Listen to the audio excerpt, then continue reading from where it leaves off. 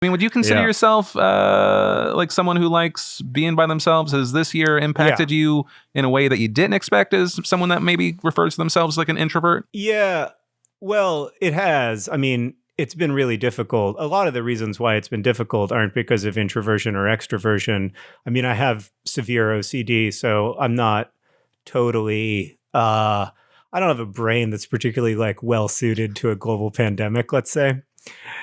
So that's a non-ideal circumstance. And then it's hugely challenging for our kids. I mean, when you're a kid, you so much of yourself is wrapped up in being with your peers, and that's so much of how you understand yourself. It's so much of how you understand the world. Like, your peers tell you lots of things about the world that like your parents can't tell you, or you don't trust your parents when they do tell you. Like, Yeah. and so it's so important. And that has been really hard. Like, that, watching them have to figure out this e-learning despite the heroic efforts of their teachers has been really challenging for us, challenging for them, like a lot of tears on both sides.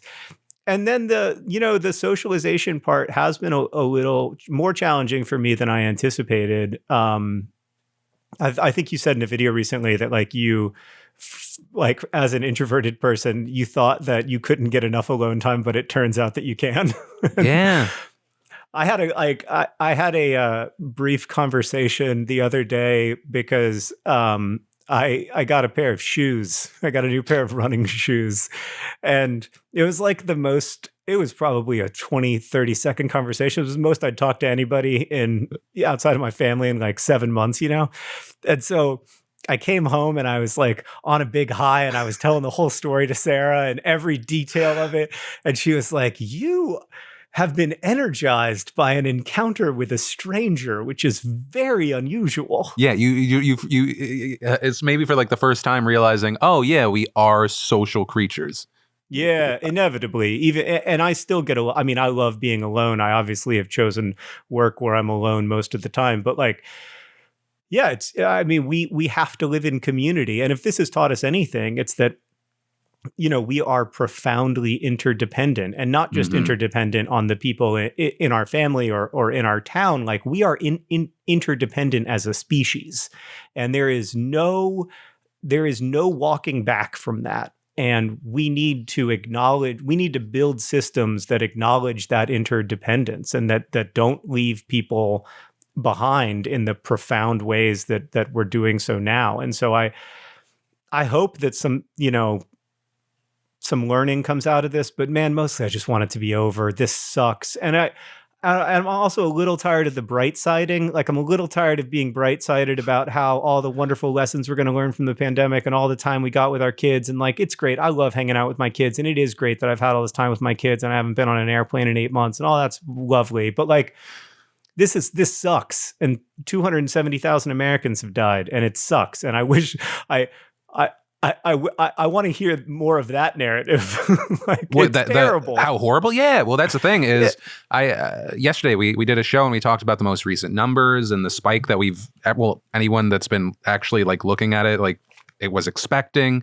And it's like, it's awesome that we're talking about vaccines, but there's no reason you should expect anything to get even remotely close to a normal until maybe summer. And that's like with Fauci being optimistic. Yeah, we are going to have big challenges ahead. It is a lot. I personally find it easier to know how this is going to end.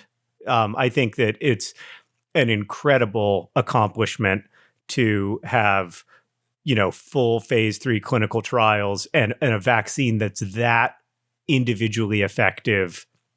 I think that is such good news. My brother made a great video about this where he was like, this is all the ways it could have gone. And the way that it did go is like the first time we've gotten really, really lucky in the last, 9 months. And so I feel really hopeful, but, that hope isn't about the next 8 weeks, because I think the next 8 weeks are likely going to be very difficult. Like, I believe the experts when they say that it's likely going to be very, very difficult, probably the most difficult period that we've had. And now we know how we're going to get out of it. So we just need to work together to make it to that day. And and you don't want a lot of people are going to die, unfortunately, in the next couple of months. And then hopefully, by the end of next year, at some point, hopefully we'll be in a world where very few to no Americans ever die of COVID again.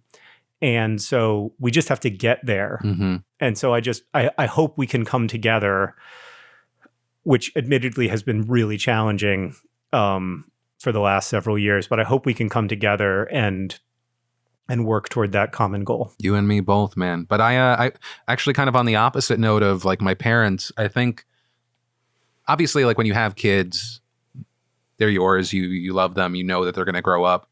But I think one of the first times I saw my oldest, who's 6 now, as like, oh, you're definitely going to be a person, is a few months into the stay-at-home orders, was still doing teleschool before they opened up to like 10%. I thought, like, as long as I keep my shit together, I'm good.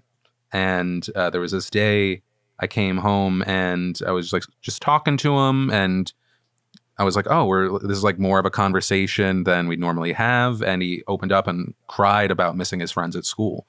And I think it was like the first time that as far as like, I felt it.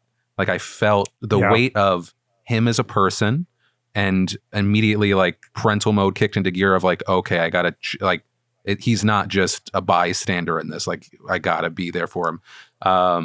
And so I will say that was the most heartbreaking, and to do the thing that you don't like, a little bright siding in the sense of like, it put me into gear. I think it's the unfortunate thing with anything that's fucking horrible is that it makes you realize the importance or what you need to do in your life. Yeah. Yes, it can definitely help. I feel the same way. And, one of the things about being a parent that I don't think I really totally understood until I was a parent is how desperately you want to take pain away from your kids, and how like, I mean, I would do anything to take pain away from my kids. And when I see them in pain, it hurts so much.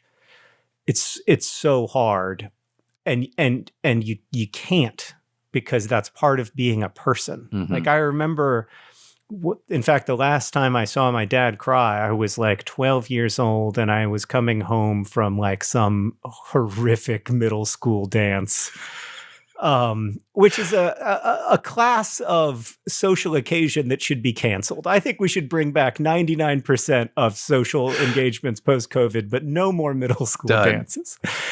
But I came home from this middle school dance, and it had been really rough. It had been I had been, kind of targeted, I guess I would say, for bullying. And I came home and I was trying to keep it together because I was, 12 or 13 and thought of myself as being a pretty, big kid, and I got to not have emotions, and, got to be a guy. And like part of the bullying was around this idea that I wasn't masculine anyway. And so like I was trying to like be, but I just started bawling.